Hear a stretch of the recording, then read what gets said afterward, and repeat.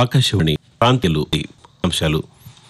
భారత 17వ ఉపరాష్ట్రపతిగా సిపి రాధాకృష్ణన్ ఈ ఉదయం 10 గంటలకు ప్రమాణ స్వీకారం చేయనున్నారు.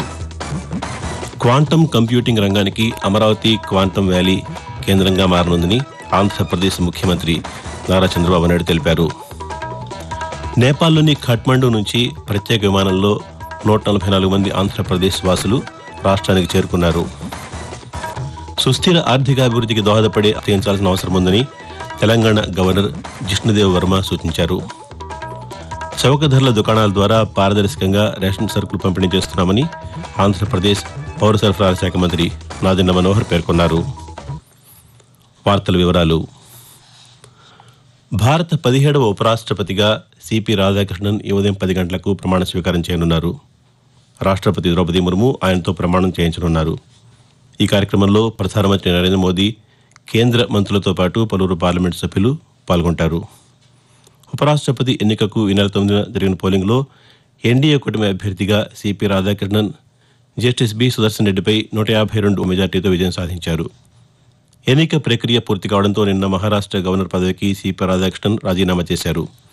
దీంతో మహారాష్ట్ర బాధ్యతలను గుజరాత్ గవర్నర్ ఆచార్య దేవవ్రత్కు రాష్ట్రపతి ముర్ము అప్పగించారు. ఇదిలా ఉండగా ఆంధ్ర ముఖ్యమంత్రి బాబు ఢిల్లీ రాష్ట్రపతి కార్యక్రమం చంద్రబాబు నాయుడు పాల్గొంటారు.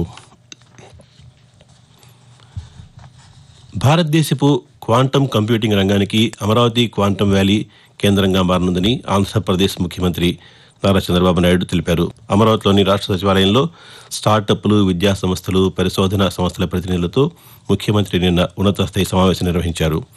ఈ సందర్భంగా చంద్రబాబు నాయుడు మాట్లాడుతూ అమరావతి క్వాంటమ్ వ్యాలీలో దేశంలోనే మొదటి క్వాంటమ్ ఉపాయాన్ని ఏర్పాటు చేయనున్నామని తెలిపారు. రిఫరెన్స్ సౌకర్యం స్వదేశీ ఆవిష్కరణలను వేగవంతం చేయడంతో పాటు అవసరమైన సదుపాయాలను అందజేసి దిగుమతుల మీద ఆధారపడడాన్ని తగ్గిస్తుందని ముఖ్యమంత్రి పేర్కొన్నారు. నేపాల్లో చిక్కుకున్న ఆంధ్రప్రదేశ్ వాసులు సురక్షితంగా రాష్ట్రానికి చేరుకున్నారు. రాష్ట్ర ప్రభుత్వం ఏర్పాటు చేసిన ప్రత్యేక విమానంలో ఖాట్మండు నుంచి రాష్ట్రానికి 184 మంది నిన్న చేరుకున్నారు.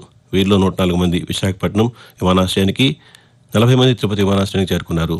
ప్రత్యేక విమానంలో తిరుపతి విమానాశ్రయానికి గత రాత్రి 62 మంది చేరుకున్నారు. వారిలో వెంకటేష్ అనే ప్రయాణికుడు ఆకాశవాణితో మాట్లాడుతూ, కడప నుంచి నేపాల్ వెళ్ళాము. చాలా సేవింగ్ చేసుకుని అది ప్రదేశాలు చుట్టానికి పోయి మధ్యలో హెల్ప్ అయిపోయినాము. ఇంతలోపల పొలిటికల్ టర్బులెన్స్ వాడు సివిల్ వార్ లాగా ఒక పెద్ద గొడవ వస్తుంది. దాంట్లో చిక్కుకున్నాం. మధ్యలో బస్సు కూడా బాగా డ్యామేజ్ అయిపోయింది. రాళ్ళతో కొట్టడం అవన్నీ. కొంతమంది ఆందోళనకారులు ఏంటంటే బస్సు కింద దోపిడీలు చేయడం అవి చేశారు. ముందు బస్సుల్లో సెక్రటేరియట్ నుంచి వెంటనే ఫోన్లు రావడం, ఆధార్ కార్డులు అప్లోడ్ చేయమంటాము. వాళ్ళు ఆల్మోస్ట్ 24 అవర్స్ పనిచేశారు. మరోవైపు నేపాల్లోని హేటౌడా నుంచి బస్సులో బయలుదేరిన 22 మంది తెలుగువారు బీహార్ సరిహద్దు ద్వారా భారత్లోకి ప్రవేశించారు. అలాగే నేపాల్ సిమికోట్ నుంచి ప్రత్యేక విమానం ద్వారా 12 మందిని లక్నోకు తరలించారు. అక్కడి నుంచి ప్రత్యేక విమానంలో రాష్ట్రానికి ఈరోజు చేరుకోనున్నారు. సుస్థిర ఆర్థికాభివృద్ధికి దోహదపడే ఆవిష్కరణలను ప్రోత్సహించాల్సిన అవసరం ఉందని తెలంగాణ గవర్నర్ జిష్ణుదేవ్ వర్మ సూచించారు. హైదరాబాద్ ఐఐసిటిలో ఈజ్ ఆఫ్ డూయింగ్ R&D అంశంపై ప్రాంతీయ సంప్రదింపుల సమావేశంలో గవర్నర్ ప్రసంగించారు. ప్రాంతీయ అసమానతలు తొలగించడానికి శాస్త్రీయ ఆవిష్కరణలు మారుమూల ప్రాంతాలకు చేరాలని అభిప్రాయం వ్యక్తం చేశారు. పరిశోధన సంస్థలు అభివృద్ధి చేసిన సాంకేతికత ఎక్కువ మందికి ఉపయోగపడేలా కృషి చేయాలని గవర్నర్ తెలిపారు. 15 లక్షల పెట్టుబడులు ఖరారయ్యాయని పరిశ్రమల శాఖ మంత్రి టీజీ భరత్ తెలిపారు. అమరావతి సచివాలయంలో మంత్రి నిన్న పాత్రికేయులతో మాట్లాడుతూ 5 ఏళ్లలో 20 లక్షల ఉద్యోగ అవకాశాలను కల్పించేందుకు ప్రభుత్వం కృషి చేస్తోందన్నారు. రాష్ట్రంలో ఏర్పాటు చేసే పరిశ్రమకైనా భూమిని కేటాయించే విషయంలో ప్రభుత్వం వివిధ స్థాయిల్లో పరిశీలించిన తర్వాత మాత్రమే అనుమతులు ఇవ్వడం జరుగుతుందని చెప్పారు. పెట్టుబడులు, ఉద్యోగాల కల్పన విషయంలో అసత్య ప్రచారం చేయడం సరికాదని మంత్రి పేర్కొన్నారు. ఆకాశవాణి ప్రాంతీయ వార్తలు వింటున్నారు.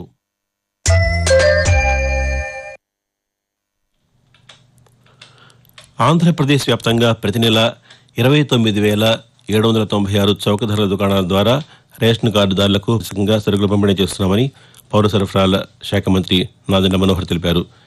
విజయవాడ కానూరులోని పౌర సరఫరాల భవన్లో మంత్రి గత సాయంత్రం పాత్రికేయులతో మాట్లాడుతూ రాష్ట్రంలో 96% కార్డులకు ఈకేవైసీ పూర్తి చేశామన్నారు. రేషన్ కార్డుల్లో మార్పులు, చేర్పులకు అక్టోబర్ 31 వరకు అవకాశం కల్పిస్తామని మంత్రి తెలియజేస్తూ, 1,44,66,000 కార్డులు పంపిణీలో 80% పూర్తయినాయి. చివరి విడత 15వ తారీఖున పంపడం మీకు ఎట్లున్నా ఉండి మార్చి ఇస్తాం. మీకు వచ్చే వారం నుంచి గ్రామ సచివాలయం, వార్డు సచివాలయమే కాకుండా ప్రభుత్వం నిర్వహిస్తున్న స్మార్ట్ గవర్నెన్స్ లో భాగంగా మన మిత్ర యాప్ లో కూడా దీన్ని పొందుపరుస్తాం. వాట్సాప్ ద్వారా కూడా మీరు మీ వివరాలు, మీ కార్డు నంబర్ పెడితే తప్పకుండా ఆ మార్పులు చేర్పులు కూడా మేము ఒకసారి వెరిఫై చేసుకున్న తర్వాత కొత్త రైస్ కార్డు సరఫరా చేసేటట్టు సమాచారం అందిస్తున్నాం. విద్యుత్ వాహనాల వినియోగంతో పర్యావరణాన్ని పరిరక్షించవచ్చని కేంద్ర గ్రామీణాభివృద్ధి శాఖ సహాయక హైదరాబాద్లో నూతనంగా ఏర్పాటు చేసిన కార్ల దుకాణాన్ని కేంద్ర మంత్రి నిన్న ప్రారంభించారు. సౌర, పవన విద్యుత్ వాహనాలను వినియోగించడం ద్వారా పర్యావరణాన్ని కాపాడడంతో పాటు ఆర్థికంగా లబ్ధి చేకూరుతుందని కేంద్ర మంత్రి ఈ సందర్భంగా పేర్కొంటూ, ఆత్మనిర్భరత, సెల్ఫ్ రిలయన్స్ ఇండియా ఉండాలి అంటే కొన్ని మేజర్ ఇంగ్రీడియంట్స్ ఉండాలి. ఈ రోజున మనం ఐటీ ఎక్స్పోర్ట్ చేయగలుగుతున్నాం, ఫార్మా ఎక్స్పోర్ట్ చేయగలుగుతున్నాం, టెక్స్టైల్స్ ఎక్స్పోర్ట్ చేయగలుగుతున్నాం. ఇంత ఎక్స్పోర్ట్ చేసినా కూడా మాక్సిమం రెవెన్యూ వచ్చేటప్పటికి మళ్ళీ క్రూడ్ ఆయిల్ ఇంపోర్ట్ లో ఎక్కువ వెళ్ళిపోతా ఉంది. ఏ రోజైతే Indian car, motor vehicle system అంతా ఎలక్ట్రిఫికేషన్ అవుతుందో కంప్లీట్ గా ఎనర్జీ ఇండిపెండెన్స్ వస్తుంది ఇండియాకి.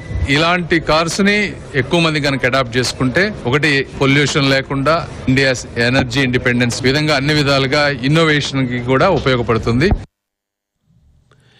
కేంద్ర ప్రభుత్వం వస్తు సేవల పన్ను జీఎస్టీలో మార్పులు చేసి తగ్గించడం పట్ల అనంతపురం జిల్లా ప్రజలు హర్షం వ్యక్తం చేస్తున్నారు. విద్యార్థులకు అవసరమయ్యే విద్యా సామగ్రిపై జీఎస్టీని తగ్గించడం ద్వారా ఎక్కువ మంది విద్యార్థులకు విద్యా సామగ్రి అందుబాటులోకి వస్తుందని అనంతపురానికి చెందిన రమేష్ ఆకాశవాణికి తెలియజేస్తూ, ఇటీవల భారత ప్రధాని గారు జీఎస్టీపై సంస్కరణలు చేశారు. కొత్త జీఎస్టీని తీసుకొచ్చారు. దీన్ని స్వాగతిస్తున్నాము. ఎందుకంటే మేము కష్టపడి సంపాదించుకునే డబ్బుల్లో కొద్దో గొప్ప పొదుపు చేసుకునే వాళ్ళము. ఆ పొదుపు పైన కూడా గతంలో జీఎస్టీ విధించేవాళ్ళు. ఆ జీఎస్టీ మొత్తాన్ని మరియు హెల్త్ ఇన్సూరెన్స్ ఏమి, జనరల్ ఇన్సూరెన్స్ ఏమి, వీటిపై పూర్తిగా 0% సుంకాన్ని కల్పించినందుకు కేంద్ర ప్రభుత్వానికి స్వాగతిస్తున్నాం. అందుకనే భారత ప్రధాని నరేంద్ర మోడీ గారికి ఎంతో ధన్యవాదాలు తెలుపుతూ ఈ జీఎస్టీ పైన తీసుకున్న నిర్ణయాన్ని మేము స్వాగతిస్తున్నాం, హర్షిస్తున్నాం. ఆంధ్రప్రదేశ్లోని తిరుపతిలో కేంద్ర ఆర్థిక మంత్రి నిర్మలా సీతారామన్ పర్యటిస్తున్నారు. నిన్న తిరుపతి చేరుకున్న కేంద్ర అనంతరం రోడ్డు మార్గంలో ఆమె తిరుమలకు బయలుదేరి వెళ్లారు. ఈ ఉదయం తిరుమల శ్రీ వెంకటేశ్వర స్వామి వారిని కేంద్ర మంత్రి దర్శించుకుంటున్నారు. వాతావరణం. ఉత్తరాంధ్ర, దక్షిణ ఒడిశా తీరంలో రానున్న 2 రోజులు అల్పపీడనం ఏర్పడే అవకాశం ఉందని అమరావతి వాతావరణించింది. దీని ప్రభావంతో ఆంధ్రప్రదేశ్లోని పలు జిల్లాల్లో అక్కడక్కడ మోస్తరు నుంచి భారీ వర్షాలు కురిసే అవకాశం ఉందని వాతావరణ శాఖ అధికారి ఎల్ నారాయణ తెలియజేస్తూ, ఉత్తర కోస్తా ఆంధ్రప్రదేశ్ యానాములో భారీ వర్షాలు ముఖ్యంగా ఏలూరు, పశ్చిమ గోదావరి జిల్లాల్లో 1-2 చోట్ల కురిసే అవకాశం ఉంది. ఇక దక్షిణ కోస్తా ఆంధ్రప్రదేశ్లో భారీ వర్షాలు ముఖ్యంగా గుంటూరు, ఎన్టీఆర్, పల్నాడు, బాపట్ల, ప్రకాశం, నెల్లూరు జిల్లాల్లో 1-2 చోట్ల కురిసే అవకాశం ఉంది. ఇక రాయలసీమలో తేలికపాటి నుండి ఒక మోస్తారు వర్షాలు లేదా ఉరుములతో కూడిన జల్లులు చాలా చోట్ల కురిసే అవకాశం ఉంది. అలాగే తెలంగాణలోనూ రానున్న 4 రోజుల పాటు తేలికపాటి నుంచి మోస్తరు వర్షాలు కురిసే అవకాశం ఉందని హైదరాబాద్ వాతావరణ కేంద్రం వెల్లడించింది. ప్రాంతీయ వార్తలు ముగించే ముందు ముఖ్యాంశాలు మరోసారి. భారత 17వ ఉపరాష్ట్రపతిగా సిపి రాధాకృష్ణన్ ఈ ఉదయం 10 గంటలకు ప్రమాణ స్వీకారం చేయనున్నారు. క్వాంటమ్ కంప్యూటింగ్ రంగానికి అమృతం వ్యాలీ కేంద్రంగా మారనుందని ఆంధ్రప్రదేశ్ ముఖ్యమంత్రి నారా చంద్రబాబు నాయుడు తెలిపారు. నేపాల్లోని ఖాట్మండు నుంచి ప్రత్యేక విమానంలో 144 మంది ఆంధ్రప్రదేశ్ వాసులు రాష్ట్రానికి చేరుకున్నారు.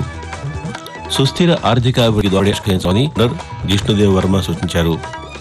చౌక ధరల దుకాణాల ద్వారా పారదర్శకంగా రేషన్ సరుకులు పంపిణీ చేస్తున్నామని ఆంధ్రప్రదేశ్ పౌర సరఫరాల శాఖ మంత్రి నాదెండ్ల మనోహర్ పేర్కొన్నారు.